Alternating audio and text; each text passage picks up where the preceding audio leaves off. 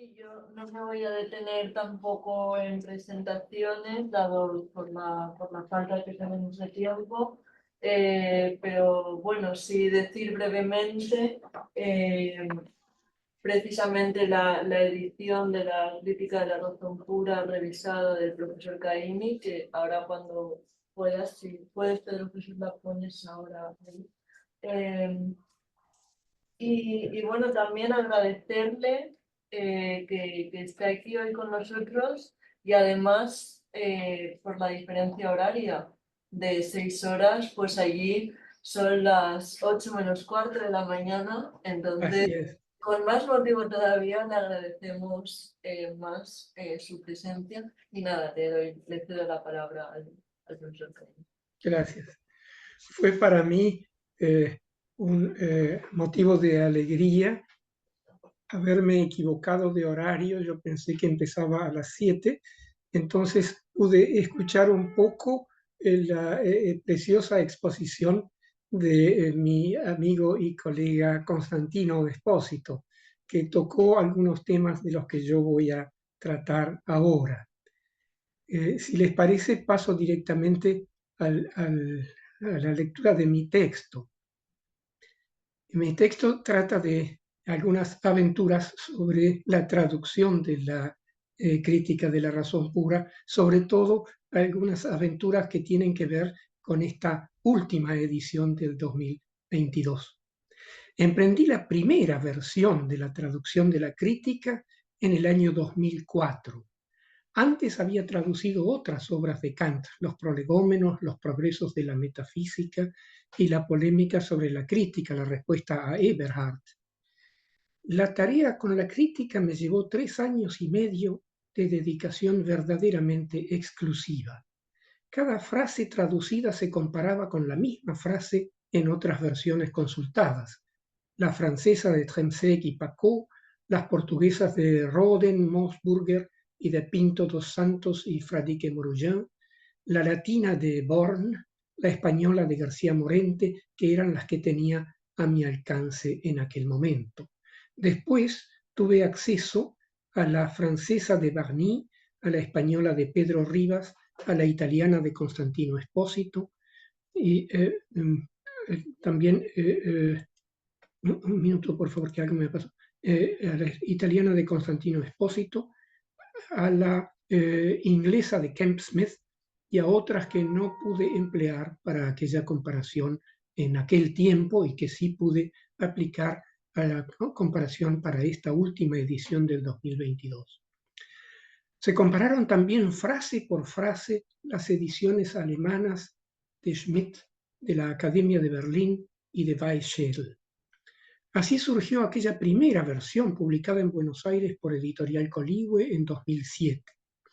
Ese procedimiento hizo que la traducción avanzara muy lentamente a pesar de la dedicación de muchas horas diarias.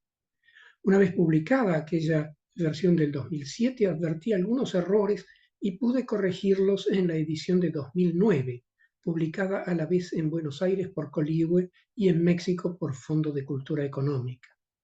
Nuevas correcciones llevaron a una nueva edición bilingüe en México, en Fondo de Cultura, en 2018. Todavía la introducción mía a aquella versión de 2018, aunque era mejorada, obedecía al prejuicio de que la filosofía era teoría del conocimiento. Al librarme de eso, advertí que la verdadera consumación de la primera crítica consistía en la discusión de las teorías filosóficas basadas en la razón pura, discusión de la filosofía de Leibniz, tratada en el capítulo de las antinomias, de la filosofía de Descartes, de Mendelssohn y de otros, tratadas en los paralogismos, las de Anselmo de Canterbury y otros, tratadas en el ideal de la razón. Por eso hubo que agregar en la introducción a la traducción, un poco a las apuradas, una breve explicación de aspectos de la dialéctica. Ese agregado está ahora en la edición de Buenos Aires Coligüe 2022. En esta se incorporan también algunas modificaciones basadas en investigaciones y publicaciones recientes que obligaron a cambiar la traducción de algunos pasajes. Algunas peculiaridades extrañas del texto ya habían sido resueltas en las ediciones anteriores.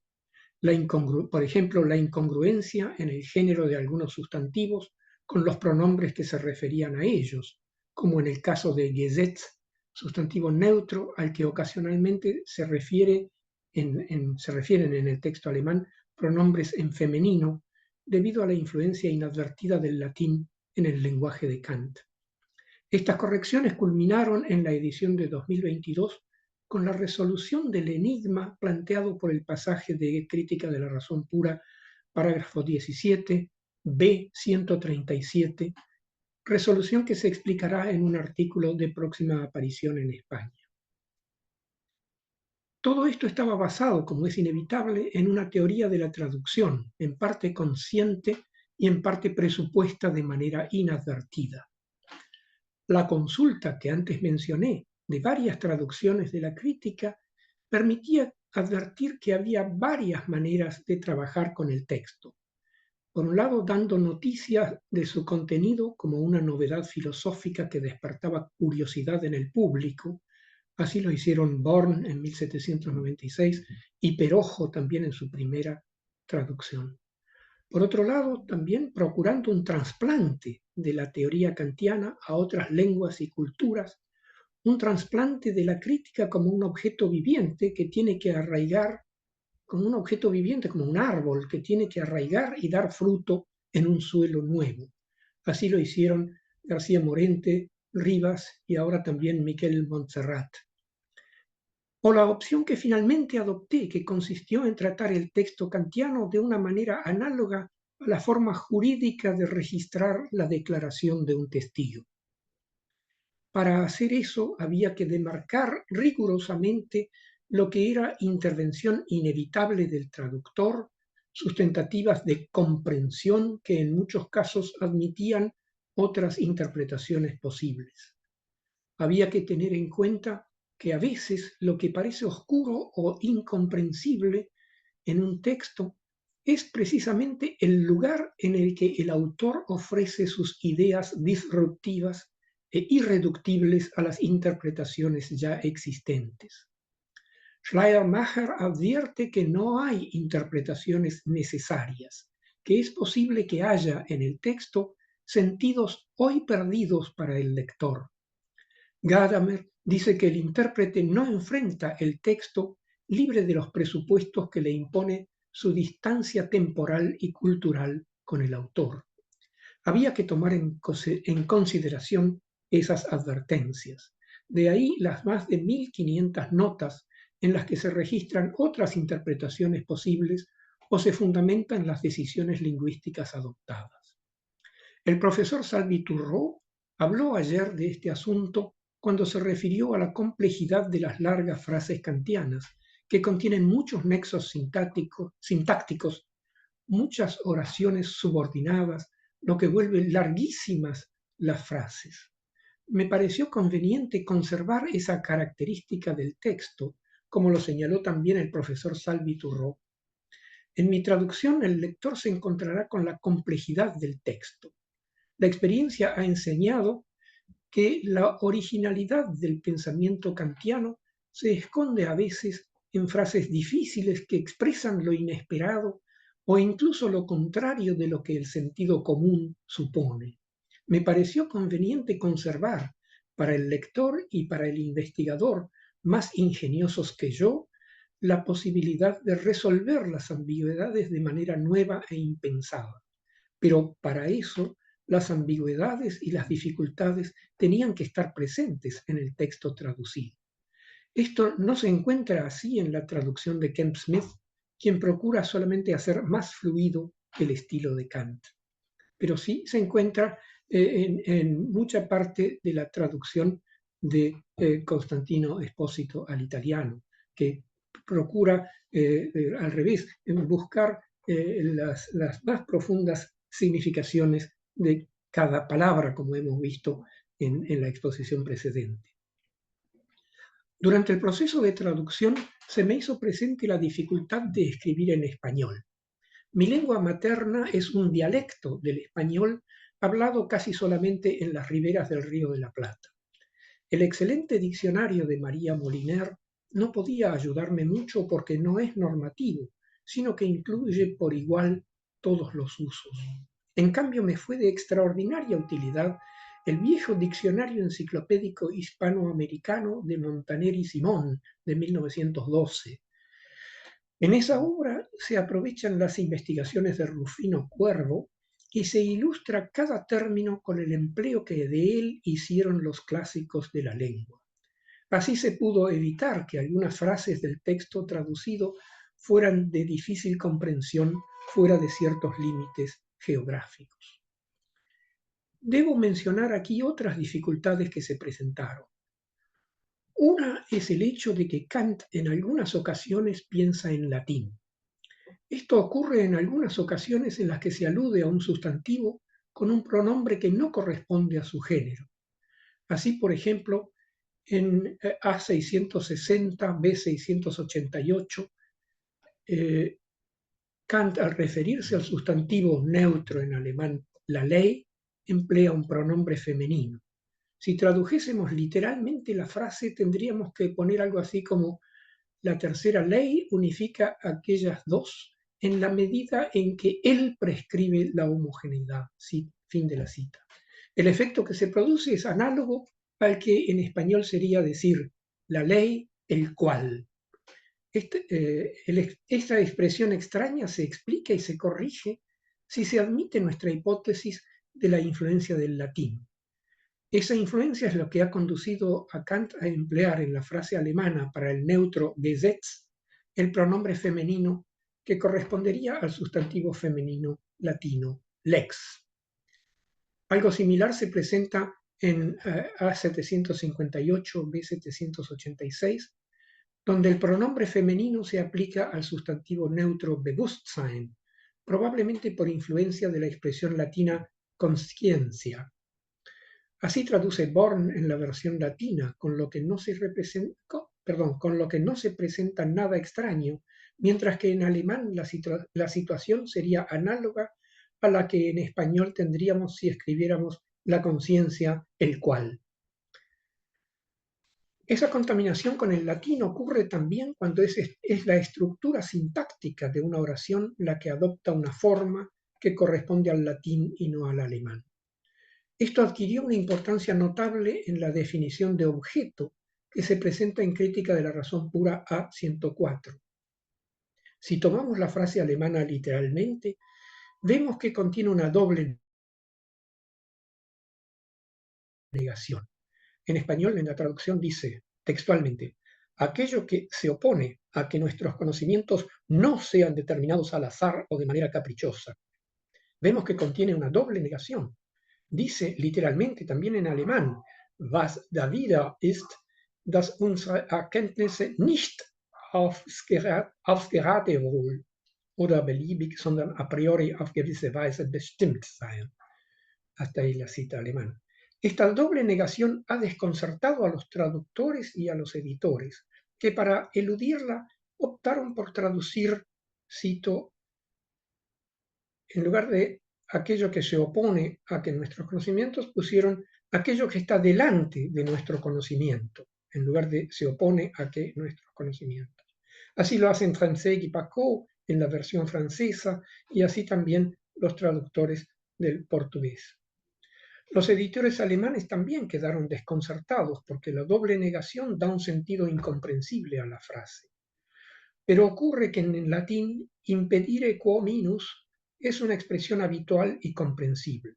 Si aceptamos que Kant tenía en la mente esa expresión latina, queda explicada la doble negación incorrecta en alemán sin necesidad de recurrir, como los traductores recién citados, a la traducción incorrecta del dawider, estar en contra, donde ellos ponían incorrectamente estar enfrente. Por eso pude traducir finalmente: objeto es considerado como aquello que se opone a que nuestros conocimientos sean determinados al azar o de manera caprichosa. Hasta ahí la cita. Otra dificultad que se presentó fue el hecho de que Kant empleara términos hoy en desuso o términos a los que asigna un significado poco usual. por no inventar términos nuevos para expresar sus muy nuevos pensamientos, recurre a una terminología tradicional despojada de su significado habitual y empleada de manera novedosa. Él mismo lo declara así cuando explica el término idea. Cito: forjar palabras nuevas es una pretensión de legislar en los idiomas que rara vez acierta, y antes de recurrir a este remedio desesperado, es aconsejable buscar en una lengua muerta y erudita para ver si en ella no se encuentra este concepto junto con su expresión adecuada. Hasta ahí la cita de B369. No solo en el caso de la palabra idea, sino también, especialmente, como es muy notorio, en la palabra trascendental se encuentra esta innovación de significado. En la mayoría de los casos me ha parecido preferible obedecer a la tradición y a la textualidad del original, aunque quizá podría haber innovado en español con algún beneficio para la comprensión del pensamiento.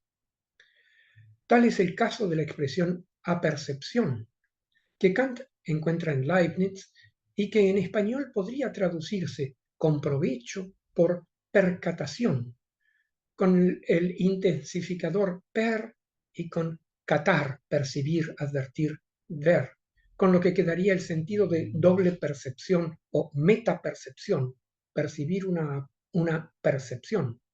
Habría sido imprudente, sin embargo, innovar en ese caso.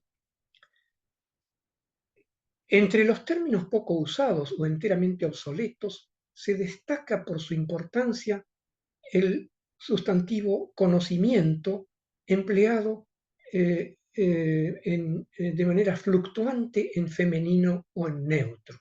En el alemán actual se emplea por lo general en género femenino, die Erkenntnis, pero Kant lo emplea, como digo, de manera fluctuante en femenino o en neutro.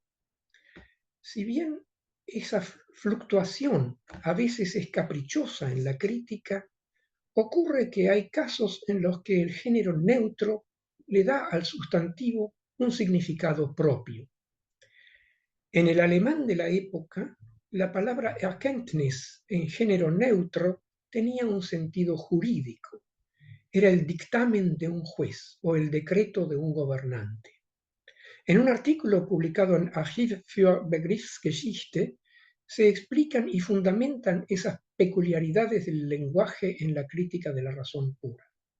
En un artículo de próxima aparición en Contextos kantianos se aplica esta interpretación a un caso particular especialmente relevante, que es el de la teoría de la apercepción presentada en Crítica de la razón pura, parágrafo 17, B137. Esa frase del parágrafo 17 de B137 parece decir, cito ahora: el primer conocimiento puro del entendimiento, entonces, conocimiento en el cual se basa todo el restante uso de él, conocimiento que a la vez es además enteramente independiente de todas las condiciones de la intuición sensible, es el principio de la originaria unidad sintética de la apercepción.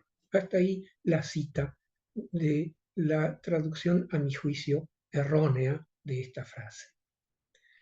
Así está traducida en las versiones mías, mis propias traducciones de versión 2007, 2009 y 2018.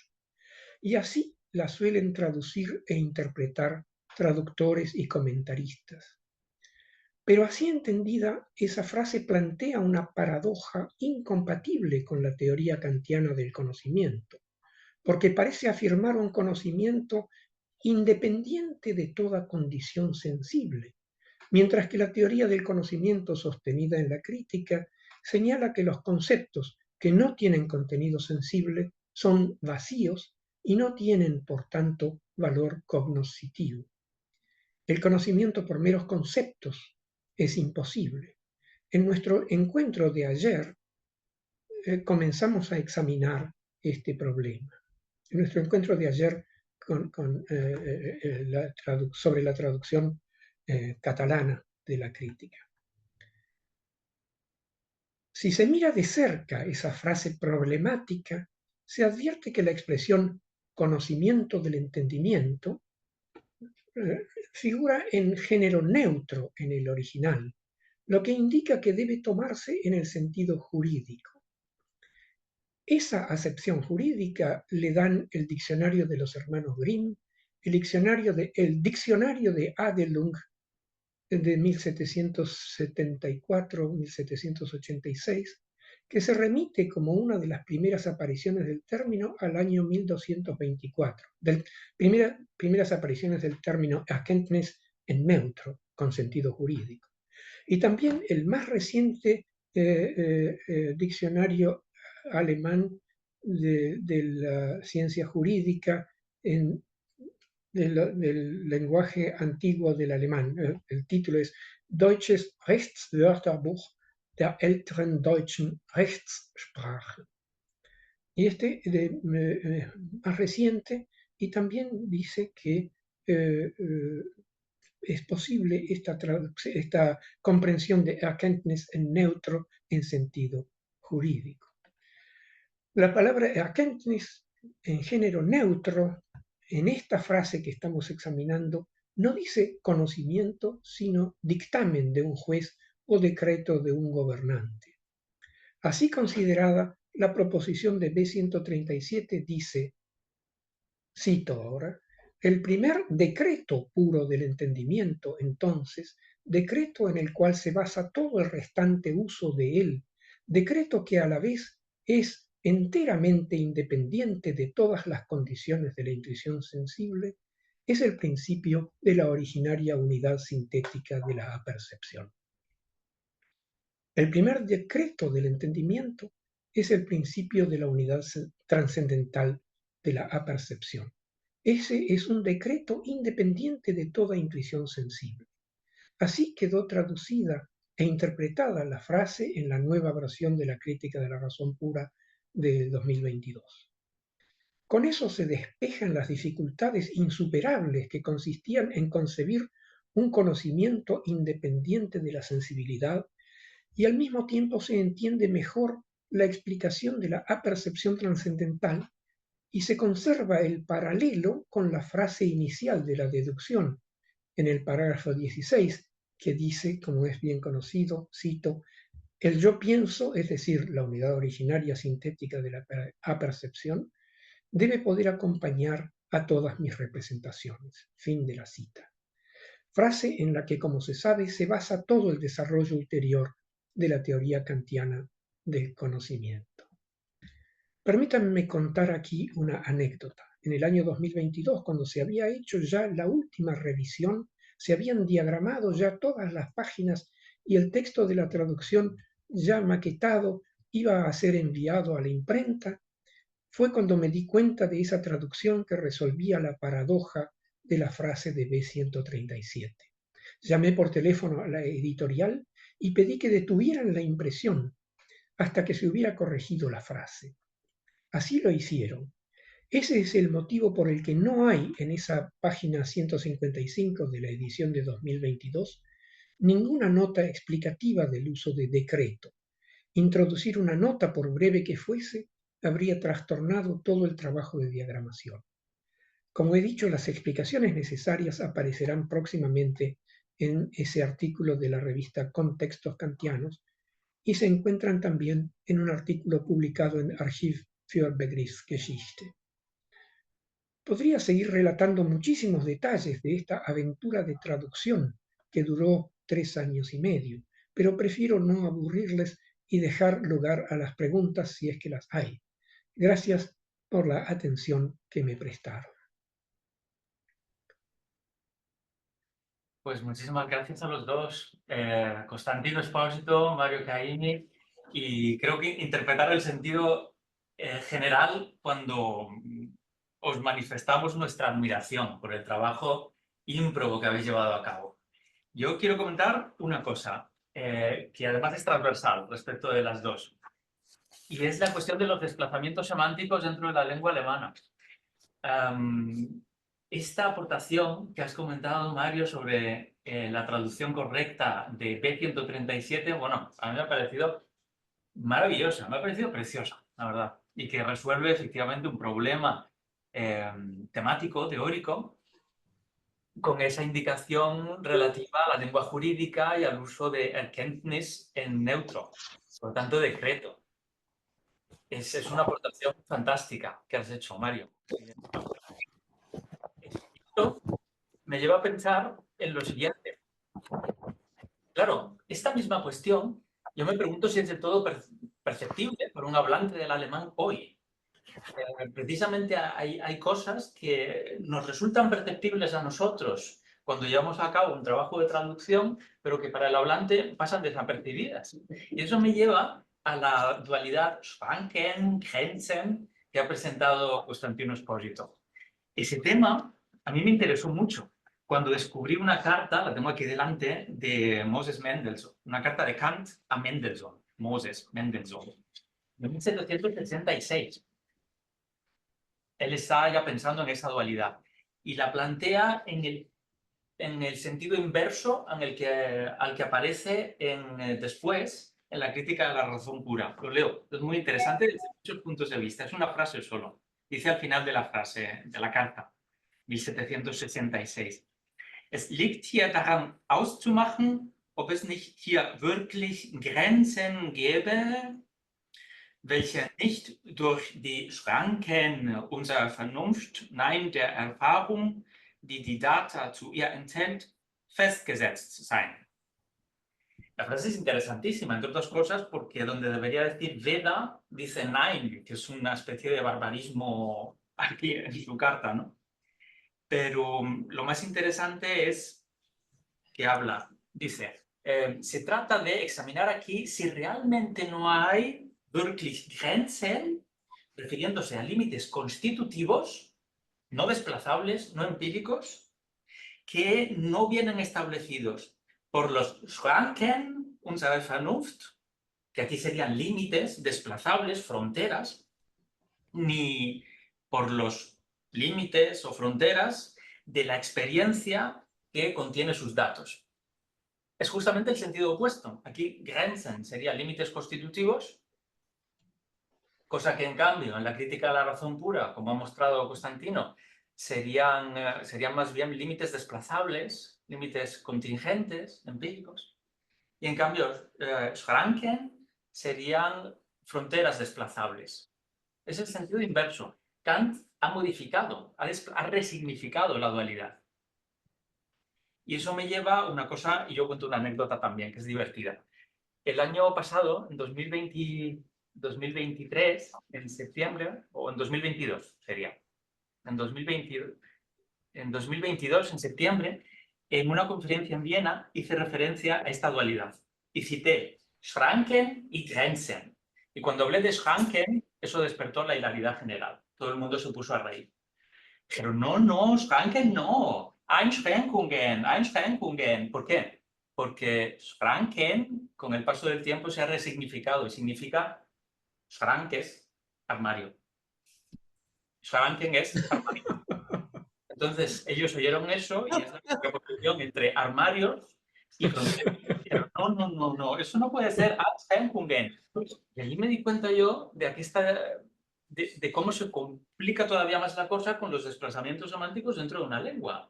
Los propios alemanes pensaron que la palabra era equivocada. No, era solo que en el transcurso del tiempo se ha resignificado. Y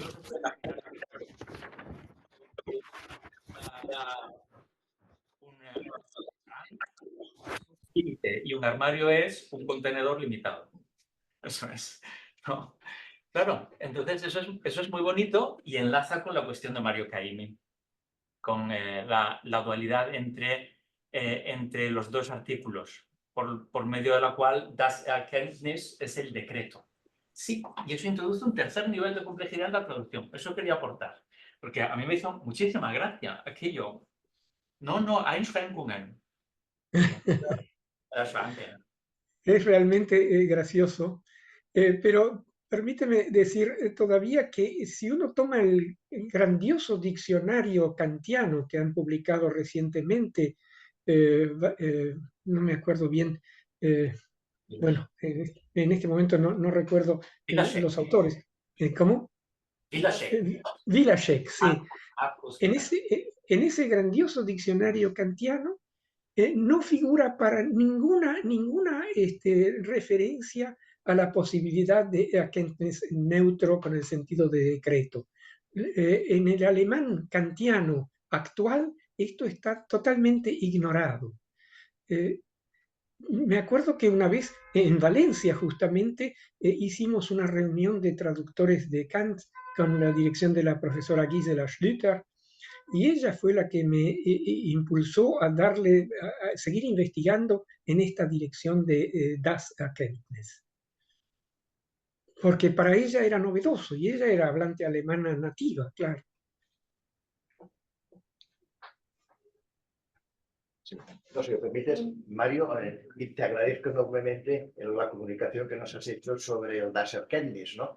Porque ya tomando nota de ello, en vistas a una reedición de nuestra traducción catalana, revisar justamente este punto, porque la verdad es que ni el traductor ni yo después con mis revisiones al texto y discusiones con él habíamos percibido el problema que tú justamente indicas, ni obviamente una posible solución, que sin duda en este pasaje está claro que soluciona el problema.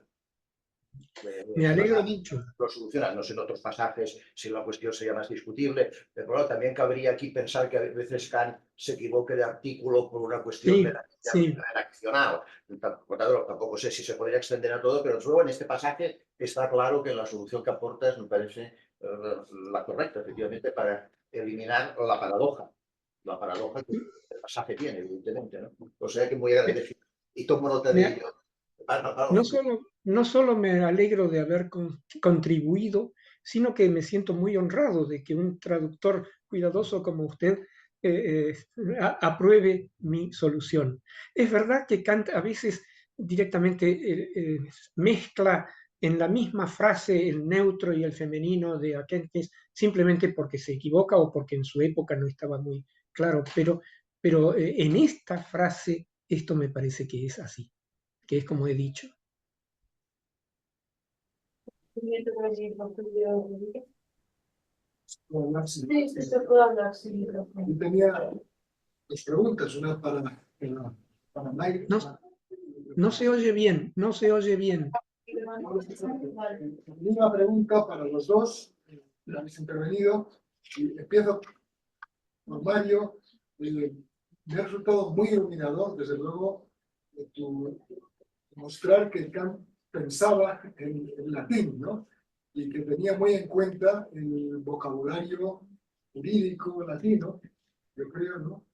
Y entonces se me ocurre una minucia que espero que no te tomes como una impertinencia, pero simplemente cuando en la deducción trascendental de las categorías comienza Kant a mostrar que los juristas, cuando hablan de derechos y de pretensiones, distinguen la cuestión, en fin, quid juris, etc., dice que hay conceptos que usamos sin que nadie nos reclame el derecho, porque simplemente la experiencia demuestra que los hay, tales sujetos, tales que tienen una realidad objetiva, digamos, tales conceptos, pero que hay otros que él llama usurpierte Begriffe, ¿no? Que son usados tranquilamente, suerte, destino, sin que cuando alguien nos dice con qué derecho lo usas, pues no sabemos qué decirle, ¿no? Entonces yo me pregunto, la palabra usurpierte Begriffe, ¿no? Se produce conceptos usurpados, pero, en fin, es una minucia, ¿verdad? Pero en español, claro, usurpación, usurpar algo es un delito, ¿no? Tiene un matiz delictivo, negativo, ¿no? Y en cambio yo creo que en latín, el primer uso que tiene la palabra usurpatio, además de usurpación, en este sentido negativo, es uso, hacer uso. Y por tanto, tener el derecho a usarlo, tener el derecho a una cosa simplemente porque se ha usado. Entonces me pregunto si eso no sería mejor traducirlo por conceptos usados, empleados, utilizados. No sé, porque usurpirte como usurpados, ¿por qué no tenemos derecho a usarlos? Bueno, no sé si me explico, ¿no? Simplemente los usamos. No sé si se capta o es una estupidez. ¿Es una pregunta para mí o es una pregunta para Constantino? Para ti que habías dicho esta cuestión del latín, como que estando detrás un poco de muchas expresiones de Kant y de sus construcciones. Claro. Yo creo que, bueno, no tengo a mano ahora, lo tengo en mi biblioteca que está en otro cuarto, pero no tengo a mano ahora el Born, la edición de Born. Habría que ver ahí qué pone Born, pero Kant decididamente no pone el usurpierte en latín, lo pone en alemán. Así que es muy probable que haya querido decir usurpado en nuestro sentido también.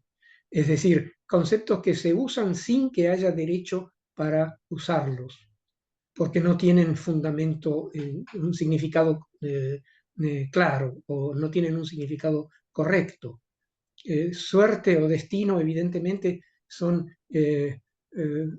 conceptos que aparecen como si tuvieran un sentido, pero no tienen ninguno, porque no se trata, él mismo explica, no se pueden relacionar con nada concreto. Son esos misteriosos movimientos del cosmos que nos empujan a ganar la lotería o a tener un destino amable o no amable. Y eso me parece que pega mejor con usurpado en español, ¿no? Desgraciadamente ahí García Morente se equivoca, a pesar de que para mí es el traductor realmente perfecto. Él pone felicidad, destino, porque en lugar de suerte. En alemán se pueden dar los dos significados, pero felicidad es un concepto que no es usurpado, sino que es correcto y que Kant desarrolla después en otras partes de su obra, mientras que suerte no. Muchas gracias. Y mi otra pregunta era para Constantino. Me ha interesado mucho, digamos, este análisis que has hecho, que tendría que volver sobre él, desde luego, sobre tu justificación de la introducción de Shining como lo que aparece, lo que nos aparece aquí, que en el fondo, no sé si lo he entendido bien, vendría a significar aquello que es aparecer, el aparecer sin que nada aparezca para evitar, digamos, que se puedan confundir el fenómeno, digamos, con la cosa en sí, ¿no?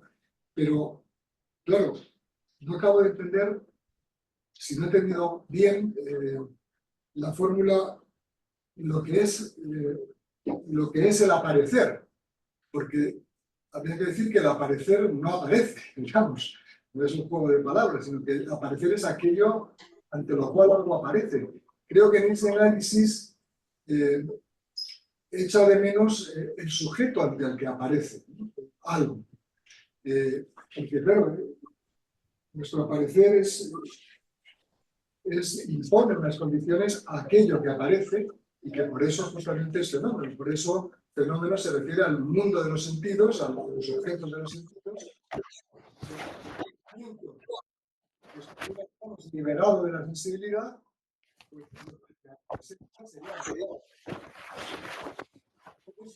pues no acabo de entender bien la explicación que has propuesto, pero no, es problema mío, no es problema de lo que hayas dicho, sino que no he entendido bien. Quería pedirte si puede ser una aclaración de ese punto, que me parece muy capital.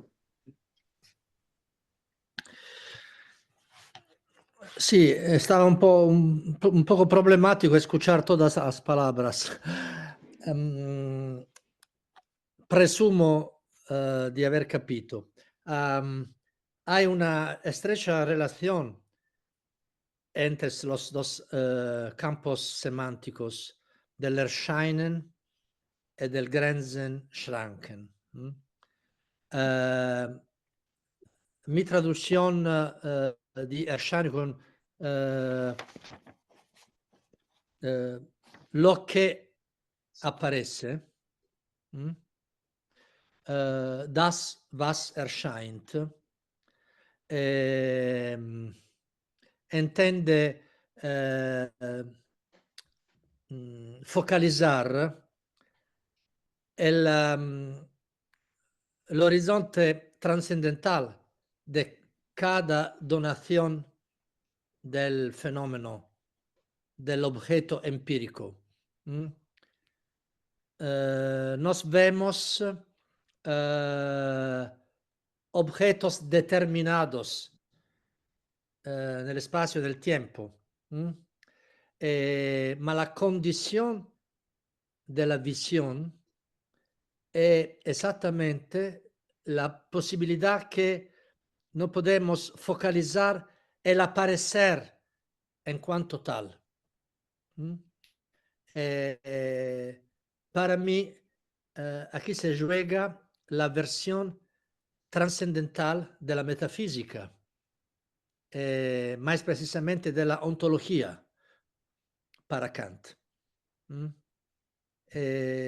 Precisamos distinguir para Kant entre metafísica e ontología, ma in ese sentido la semántica del mostrar el aparecer en cuanto tal è esattamente una condizione trascendental della ontologia che permite de delimitar e determinar cada uno de los objetos empíricos que pueden aparecer. La pregunta fundamental resta: ¿qué significa aparecer? E una pregunta puede ser condicionada para mí, para mis intereses fenomenológicos, ¿no? Ma l'aparecer nada di ovvio. El corazón di cada donación. Respecto al Schrankende Grenzen, è verdad que Kant pensa in latino. Hay una palabra latina che puede conectar Grenze e Schranken ed è limes, no?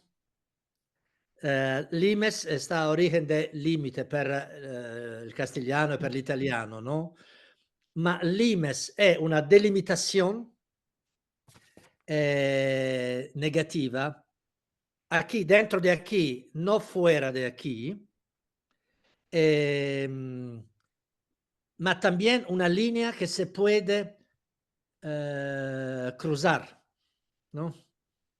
Una frontera, una solución de continuidad entre un campo e un altro campo nella nostra campagna, no? Allora podemos escoger di traducir Grenzen come confine o limite o Schranken come limite o confine, ma il problema más importante è il problema che in un caso lexico particular, para mí se refiere, se juega la valutación global de Kant como un pensador de los límites de la razón. Eso a dos extremos que tenemos que evitar. El primero es que más allá del límite estaría lo otro respecto a la razón, una alteridad. Para mí no es tan cierto por Kant esta interpretación del pensamiento del límite. El segundo extremo es que todo lo que existe puede existir, es decir, es pensable all'interno de los límites de las razones, ¿no? Que hay una trascendencia, ¿no? Respecto a la razón, o que hay una total inmanencia, ¿no? Trascendental non ontologica, non metafisica, ma trascendental all'interno della razón. Yo penso que nos debemos mantener abierta la tensión entre esas dos interpretaciones extremas e pensar siempre il limite come confine e il confine come limite, no? Qual che sia la traduzione de Grenzer o Schranken, no? Ma è una particolarità che me appassionò esattamente perché riflette una determinata è sempre possibile valutazione di tutta la Stimmung filosofica di Kant.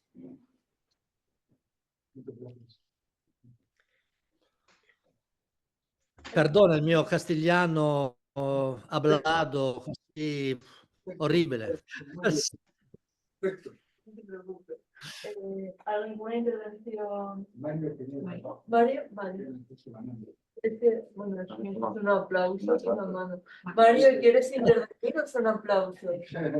No, quería preguntarle, quería decirle algo a Constantino con respecto a su sutil distinción y sutil traducción de limes. Esto a lo mejor se podría, de alguna manera, es una pregunta, ¿no? ¿Se podría entender esto un poco más detalladamente si uno recurriera al sentido originario? El limes era, hasta aquí llega el Imperio Romano, hasta aquí llega el uso de la razón, la ley, y las leyes, el imperio de las leyes, también jurídicas, y lo que hay del otro lado, hasta cierto punto es real, es algo, pero hasta cierto punto es algo desdeñable que hay que conquistar y sobre lo que hay que avanzar. Esta era la idea de limes, ¿no? La idea original. Y a lo mejor eso también ayuda a ver esta Stimmung de la lengua que, que depende un poco de algo antropológico o arqueológico, ¿no? ¿Cuál es la actitud de un imperio en expansión con respecto a los seres humanos que viven del otro lado del limes? ¿Las aceptan como seres humanos con sus propias leyes o simplemente es un otro indeterminado, los barbarófonos, ¿no? Era esto nada más que quería decir. È interessante perché nelle antiguas cartas geográficas a la Áfricas è scritto hic sunt leones. Leones, sí, sí. Aquí están los leones. Un buen ejemplo de limes, ¿no? Yo estoy aquí, hasta aquí puede ejercitarse la mia ley, la mia costumbres, civilizazione, cultura. Aquí están los leones. No es solamente una formalidad para entender que non puedo transgredir, no? Ma deja è portoghese, scusate, faz ingressar nel pensamento la idea che está qualche cosa, leones. Sí. Nos podemos descubrir, o los leones puedan llegar a mí, ¿no? Siempre una delimitación negativa e una apertura timorosa o con esperanza positiva. Claro, Kant acredita más la negativa, ¿no? Nella critica della razón pura, ma la positiva también, ¿no? Claro, En cosas prácticas, ¿no? claro, sí, sí. Gracias, gracias. Y sobre esa cuestión que acabas de nombrar, Mario, del limes, claro, aquí hay una dualidad muy interesante, ¿no? Porque el limes es desplazable. Hasta aquí llega el imperio, aquí están los leones, pero mañana pueden estar allá, pueden estar. Hay una condición que en el castellano se expresa con el verbo estar. El negativo de eso es la ignava ratio, ¿no? La razón perezosa, que es la que no quiere extender los límites del imperio del conocimiento. Y esos son los límites desplazables, ¿no? Que en la interpretación de Constantino son las Grenzen. En cambio, hay límites que no son desplazables, que son constitutivos y son Schranken o Einschränkungen, Einschränkungen en el alemán contemporáneo. Y quizás sea interesante que los sustantivos van acompañados por la pareja de adjetivos. Hay fronteras desplazables y hay límites constitutivos. O, siendo más coherente con lo que propone Constantino, hay límites desplazables, y ese es el limes, aquí están los leones, y hay fronteras constitutivas. ¿Sí? Se puede añadir una cosa, que los límites constitutivos son pensables respecto a la muerte y a la extrema finitud, ma también al ser nacido. El ser nacido è un limite constitutivo che va a fazer empezar una novedad, ¿no? Por eso, para mí, el problema es tentar de pensar juntos límites constitutivos y las constitutivas apertura al otro.